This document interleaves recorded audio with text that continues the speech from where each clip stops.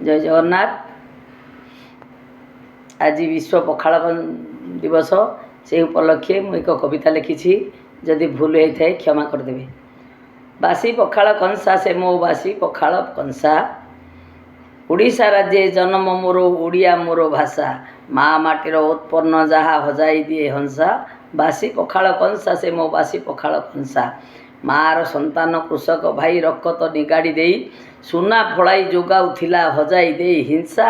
बासी पखाल कंसा से मो बासी पखाल कंसा, शांति थिबा ओडियावासी एबे अशांति निआरे जली, अकामी होई मागणा खाद्य पड़गले बड़ी, माड़ी आसिले पंग पाला पाल भिजेई दे निशा। बासी पखाल कंसा से मो बासी पखाल कंसा, पाश्चात्य खाद्य चखाई दे रोग को आनिले डाकी, सुविधा है ठकीवाई सते राज्य को देवे बिकी, बलि देवा आगु बलि पड़गले मो कालिया रहे भरोसा। बासी पखाल कंसा से तो बासी पखाल कंसा, गली गली रे मद काउंटर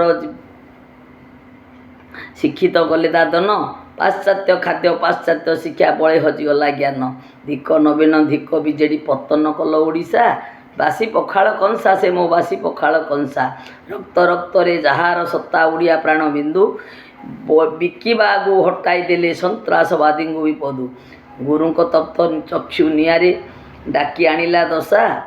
बासी पखाल कंसा से मो बासी पखाल कंसा, जगन्नाथ श्रीपरे अली करई रुना, उड़ी जाऊ तुम गर्व अहंकार न मिलू दाना कना, मो जीवन पछे नरके पड़ी थाऊ सुखे थाऊ मो ओडिशा। बासी पखाल कंसा से मो बासी पखाल कंसा। जय जगन्नाथ।